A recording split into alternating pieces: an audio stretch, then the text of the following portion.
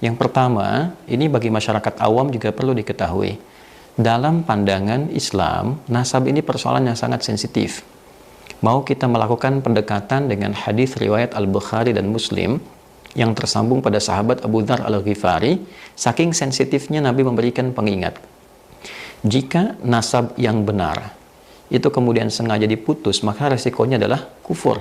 Ma min rajulin idda'a, tidaklah seorang lelaki mengaku li ghairi abihi, kepada menasabkan sesuatu kepada yang bukan dari bapaknya, jalur nasabnya, fahuwa kufrun, maka dihukumi dengan kufur.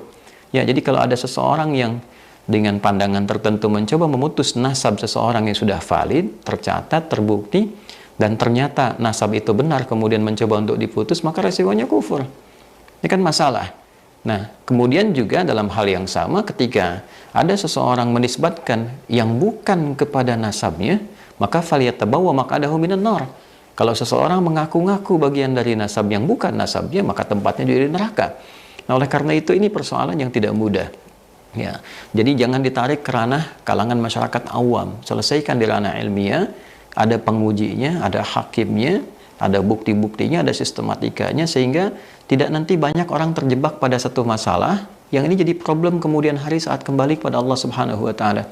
Siapa yang akan bertanggung jawab kalau tiba-tiba ada orang mencaci maki nasab tertentu kemudian tidak seperti kenyataannya dan dia menghukumi terputus lalu terkena kemudian dengan ancaman hadis ini? Yang bertanggung jawab siapa? Kan jadi masalah. Nah, jadi nasab itu sangat sensitif, dinisbatkan kepada yang bukan dari turunannya masalah, mengaku-ngaku bermasalah, berbangga-bangga juga masalah. Assalamualaikum warahmatullahi wabarakatuh. Ini adalah video yang cukup viral tentang pernyataan saudara kita Ustadz Adi Hidayat. Pernyataan ini dikesankan Ustadz Adi Hidayat meminta agar diskusi tentang nasab ini dihentikan. Saya melihat video ini disebarkan untuk menjadi penengah. Saya pikir ini bukan penengah, tapi justru bisa mengambangkan masalah, bahkan bisa mengaburkan masalah, bahkan bisa memperkeruh masalah. Kemudian yang berikutnya, saudara kita Ustadz Adi Hidayat tampaknya kurang teliti dalam perkara ini. Mengapa saya mengatakan kurang teliti? Ketika beliau beristidlal dengan hadis Nabi yang disebutnya dari Sahih Bukhari dan Sahih Muslim, ma min rajulin idda'a li ghairi abihi. Kan hadis ini jelas menggunakan manafiyah yang maksudnya kepada jumlah fi'liyah. Mestinya ini ada istisna. Coba kita buka bab istisna. Tapi beliau, saya katakan kurang teliti, justru mengatakan bahwa kufrun. Ini kan bisa diketawakan oleh santri-santri kita yang sedang belajar nahwu. Ketika menggunakan manafiyah, kemudian dihilangkan istisnanya, ini kan menjadi janggal kalimatnya. Nah, saya katakan Ustadz Adi Hidayat kurang teliti. Di mana tidak telitinya? Coba kita rujuk hadisnya. Rasulullah Sallallahu Alaihi Wasallam telah bersabda, ma min rajulin, atau dalam matan yang lain, laisa min rajulin, ma min rajulin idda'a li ghairi abihi wa huwa ya'lamuhu illa kafar. Mestinya begitu kalimatnya. Tidaklah seseorang yang menasabkan dirinya kepada selain bapaknya, padahal dia tahu itu memang bukan bapaknya, illa kafara, kecuali pasti dia telah melakukan tindakan kekafiran. Nah, ini yang pertama. Ustadz Adi Hidayat kurang teliti tentang ini. Yang kedua, lebih tak teliti lagi ketika beliau beristidlal dengan hadis ini untuk membangun pernyataan tentang larangan memutuskan nasab seseorang atau nasab yang sudah sahih kemudian dianggap terputus. Itu bisa jatuh kepada kekafiran. Loh, dalilnya bukan ini, dalilnya bukan hadis ini, salah dalil nantinya. Kan jelas kalimatnya. ma min rajulin idda'a li ghairi abihi wa huwa ya'lamuhu illa kafar. Tidaklah seseorang yang menasabkan dirinya kepada laki-laki yang bukan bapaknya.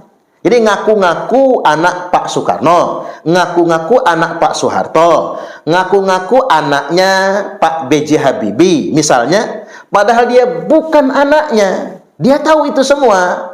Illa kafara, kecuali pasti dia telah melakukan tindakan kekafiran. Kemudian matan lanjutannya, ini bukan hadis terpisah, hadis yang nyambung. Wa manidda'a qauman laisa lahu fihim nasabun falyatabawwa maq'adahu minan nar. Barang siapa yang mengaku-ngaku dirinya adalah keturunan dari kaum tertentu atau klan keluarga tertentu, laisa lahu fihim nasabun, padahal nasabnya bukan berasal dari situ, falyatabawwa maq'adahu minan nar, silahkan dia menempati kapling yang sudah Allah sediakan untuknya di dalam neraka. Jadi justru hadis ini malah dalil tentang haramnya ngaku-ngaku cucu Nabi kalau bukan. Haramnya ngaku-ngaku keturunan dari keluarga tertentu kalau bukan. Ini terkait dengan nasab dekat maupun nasab jauh. Kalimat awal tentang nasab dekat. Kalau bukan bapak kita, jangan diaku bapak kita. Maksudnya begitu. Kecuali kalau nggak tahu, karena nggak pernah dikasih tahu. Sudah tahu si fulan ini bukan bapaknya, diaku-aku sebagai bapaknya. Misalnya, maka dia telah melakukan tindakan kekafiran. Nah, selanjutnya ini terkait dengan nasab jauh. Wa manidda'a qauman, barang siapa yang mengaku-ngakui suatu kaum, sadah Rasulullah misalnya, dzurriyyat Nabi misalnya, atau keluarga tertentu, atau fam tertentu, atau klan tertentu, dia ngaku-ngaku berasal dari keluarga tertentu. Misalnya saya nih ngaku-ngaku keluarga Asegaf, padahal bukan. Saya ngaku-ngaku keluarga Al-Attas atau keluarga bin Yahya, padahal bukan. Barang siapa yang ngaku-ngaku dia berasal dari klan tertentu, keluarga tertentu, dari nasab jauh tertentu, padahal bukan, fal yatabawwa maq'adahu minan nar. Tuh klaimnya, suruh ngapling tempat tinggalnya di dalam nerakanya Allah Subhanahu wa taala. Jadi justru hadis yang dipakai oleh saudara kita Ustadz Adi Hidayat ini tentang larangan ngaku-ngaku kalau bukan. Nah, tentang penafian nasab, menafikan nasab, sebetulnya dalilnya bukan itu. Ada riwayat dari Imam Tabrani, matannya begini, wa manittafa min nasabin wa indaqqa kafara billah. Barang siapa yang sengaja menafikan nasab, jadi sengaja kita menafikan nasab seseorang, wa indaqqa, walaupun nasab itu samar sekalipun, kafara billah, hati-hati, yang menafikan tersebut telah kafir kepada Allah Subhanahu wa taala. Hati-hati. Makanya nggak boleh kita main menafikan nasab. Nah, dalam konteks ini siapa? Bukan Kiai Imad. Kalau Kiai Imad itu jelas dengan hujah dan dalil, 100% yakin Bani Ba'alwi bukan cucu Nabi. Kalau Kiai Imad itu justru menjaga nasab suci atau kemuliaan nasab suci Rasulullah Sallallahu Alaihi Wasallam. Nah, yang dimaksudkan dengan menafikan nasab tersebut adalah kebiasaan orang menafikan nasab Wali Songo. Kan ada orang yang mengatakan, nah, Wali Songo itu nasabnya terputus, Wali Songo itu bukan dzurriyyat Nabi. Ada juga yang mengakui Wali Songo itu min sadah Rasulullah sallallahu alaihi wasallam. Tapi di sisi lain mereka mengatakan tapi sudah 5 abad, keturunannya tidak tercatat, terputus, nggak perlu diakui lagi. Nah, ini wa manittafa min nasabin, hati-hati loh yang suka menafikan nasab Wali Songo. Wa indaqqa, walaupun belum masih samar. Mungkin kata orang pati obor, katakanlah. Karena mungkin catatannya masih berserakan, misalnya manuskripnya belum pasti misalnya. Barang siapa yang sengaja menafikan nasab Wali Songo, kafara billah, maka dia telah kafir kepada Allah Subhanahu wa taala. Termasuk hari ini yang dengan sengaja membelokkan nasab Wali Songo kepada Ubaidillah. Coba kita lihat sekarang nasab-nasab Wali Songo, termasuk nasab Syekh Sarip Hidayatullah atau Sunan Gunung Jati yang dibelokkan kepada Ubaidillah. Katanya mereka marga Azmat Khan, kata mereka. Padahal manuskrip yang lebih tua menunjukkan Wali Songo termasuk Sunan Gunung Jati itu bukan dari Ubaidillah. Bukan dari Azmat Khan, tapi Musa Al-Kazim. Ini memang betul-betul syarif asli. Wali Songo itu kebanyakan sayyid, tapi memang bukan dari Ubaidillah. Nah, ini hati-hati yang suka membelok-belokkan nasab Wali Songo. Saya menghimbau kepada segenap keturunan Wali Songo, termasuk Naat, agar kembali memverifikasi manuskrip-manuskrip tua, karena sejauh ini Wali Songo sudah dinasabkan kepada Ubaidillah. Kalau dinasabkan kepada Ubaidillah, rugi kita. Mengapa? Itu nasab yang sudah terputus, nasab cangkokan.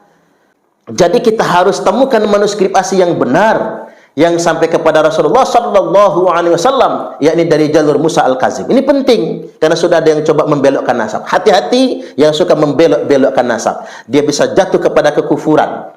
Dia bisa jatuh kepada apa yang disebutkan oleh Nabi, fal yatabawwa maq'adahu minan nar. Silakan mengkapling sendiri tempat tinggalnya di dalam neraka. Kemudian yang kedua, yang terkait dengan video Ustadz Adi Hidayat, sudahi saja diskusi ini. Ini ingin menengahi, tapi justru menurut saya bukan menengahi, tapi malah mengambangkan masalah. Bahkan ini mengaburkan masalah.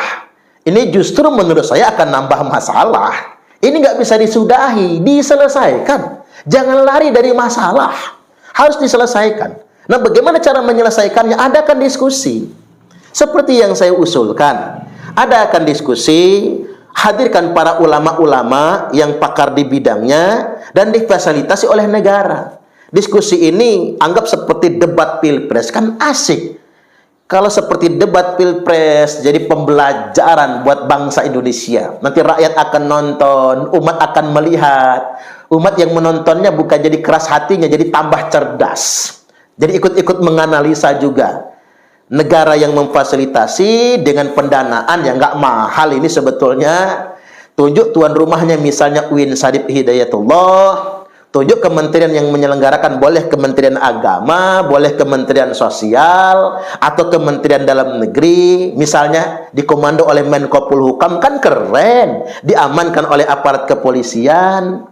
Hadirkan para peninjau dan para pemantau, ulama-ulama yang bisa ngayomi, baik dari PBNU, PP Muhammadiyah, maupun dari Majelis Ulama Indonesia. Silakan berdebat. Dari kubu Kiai Haji Imaduddin Usman Al-Bantari dan pakar-pakarnya, dari kubu Habaib Bani Ba'alwi, Rabitatul Alawiyah dan pakar-pakarnya berdiskusi.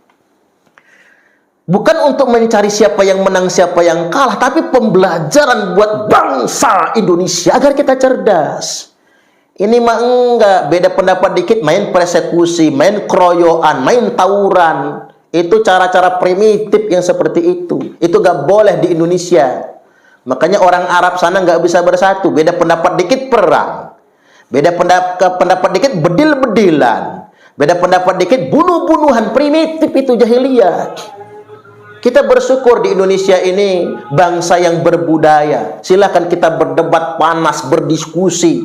Kita lihat di mana-mana orang berdiskusi, di pos ronda berdiskusi, di televisi berdiskusi, di gedung DPR kemudian berdiskusi. Tapi selesai dengan diskusi.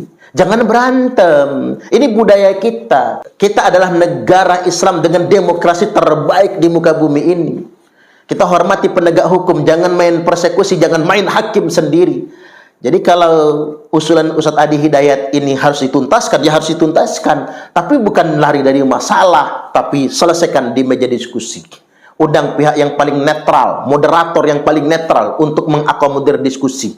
Agar enggak kemudian keroyokan ngomong, tunjuk. Dari kubu Kiai Imad 5 orang misalnya. Dari kubu Rabithah Alawiyah 5 orang misalnya berdiskusi. Ada porsi ngomong masing-masing. Enggak rebutan ngomong. Ih, keren.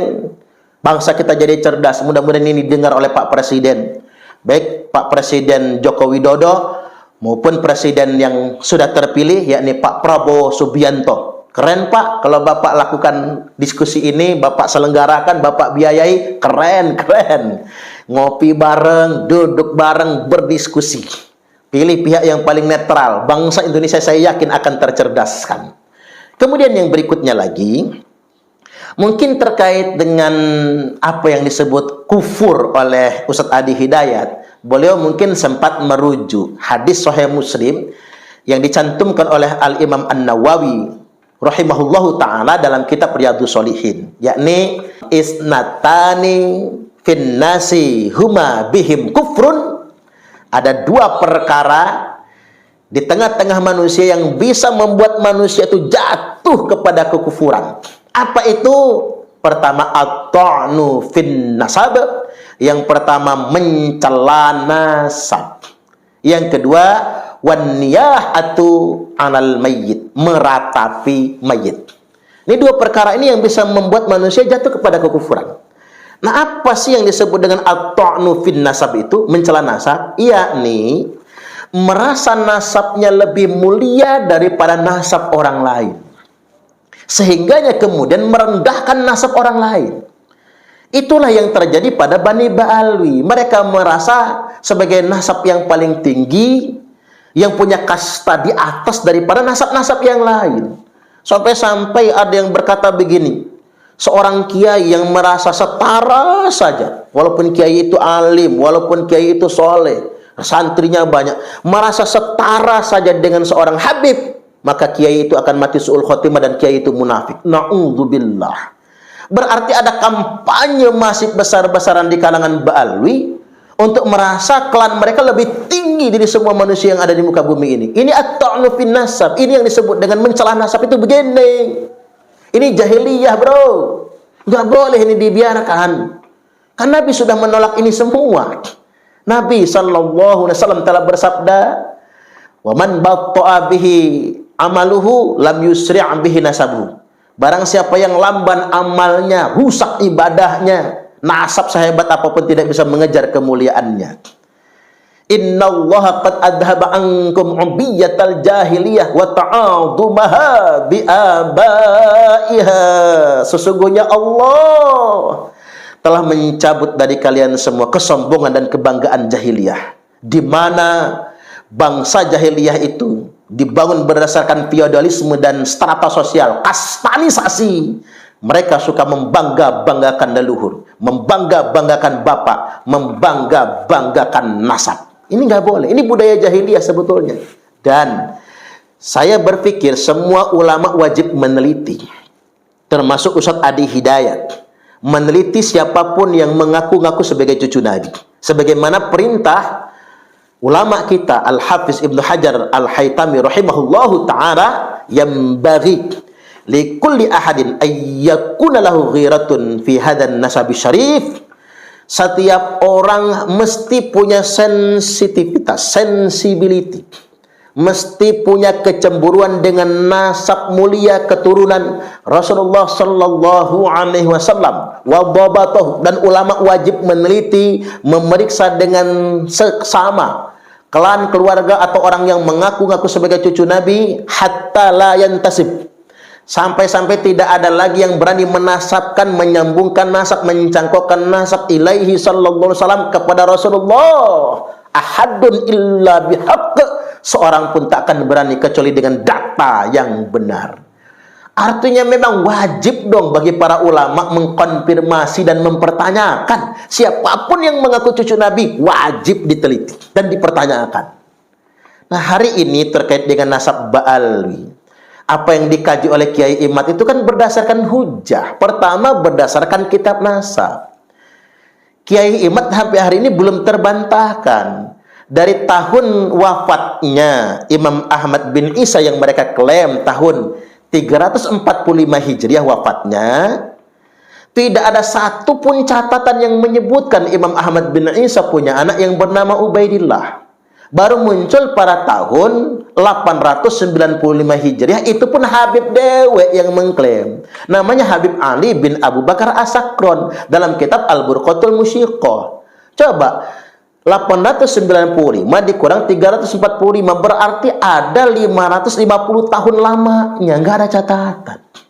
Ya kalau sudah 5 abad lebih namanya ngaku-ngaku, namanya nggak bisa sembarangan kita. Sekarang saja kalau saya ngaku anaknya Soekarno, walaupun jaraknya belum begitu lama, belum nyampe 1 abad jaraknya, orang sudah mengatakan Parman ngaku-ngaku. Apatah lagi sudah 5 abad setengah lamanya. Nah sampai hari ini coba, termasuk para kiai, para ulama yang mendukung Ba'alwi sebagai cucu Nabi, silakan para kiai bantu kami mencarikan konfirmasinya. Kalau memang antum semua yakin betul Ba'alwi ini cucu Nabi, carikan kitab yang mengkonfirmasi keberadaan ini. Mengapa harus nggak ada catatan selama 5 abad lebih lamanya? Ini yang pertama. Jangan bodohi umat, jangan indoktrinasi umat, jangan paksa umat untuk percaya kalau nggak ada datanya. Yang kedua, konfirmasi dari kitab eksternal selain kitab nasab. Katanya kan begini, Ubaidillah itu adalah al-alim al-allamah, dia seorang mujtahid. Bahkan saya sempat dengar dari Romo Kiai Haji Miftahul Akhyar yang mengatakan kalau Ubaidillah itu adalah seorang mujtahid, ulama besar pada zamannya, al-alim al-allamah. Nah, kalau memang begitu, pasti ada catatan, ada kitabnya, ada fatwanya, ada komentar ulama yang lain tentang ini. Kalau sewayahnya Imam Syafi'i, Imam Hanafi, Imam Malik, Imam Hambali, atau Imam Al-Ghazali lah, atau Imam Nawawi kan jelas. Mereka, beliau dikenal sebagai ulama, ada kitabnya. Ada konfirmasi catatannya dari kitab-kitab lain yang menyebutkan beliau ulama. Nah, Ubaidillah dari mana? Kita tunggu itu semua. Nah, belum lagi kemudian dari tes DNA. Berdasarkan tes DNA, Bani Ba'alwi ini terkonfirmasi haplogrupnya G. Sama sekali bukan keturunan Nabi.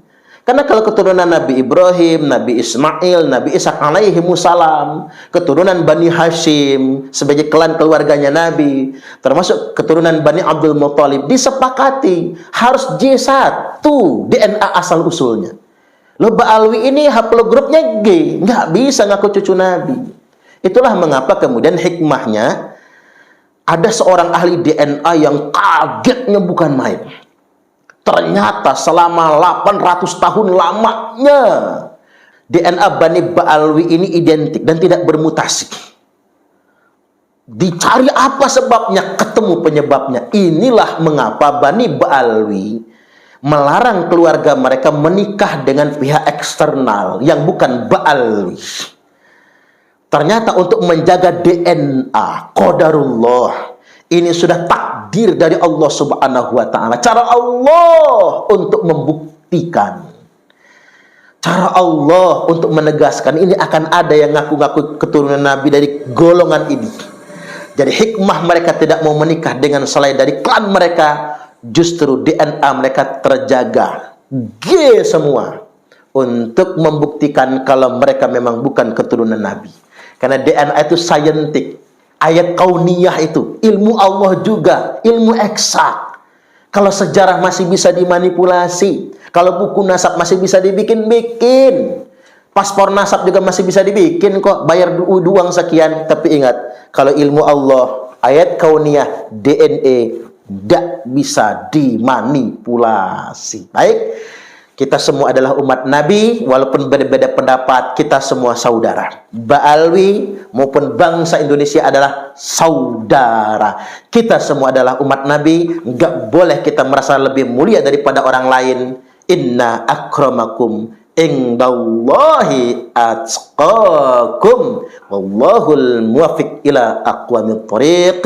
Wassalamualaikum warahmatullahi wabarakatuh. Kami adalah Laskar Sabilillah, pecinta Wali Songo dan para anbiya, pewaris peradaban Islam di Nusantara hingga berkibar bangsa Indonesia.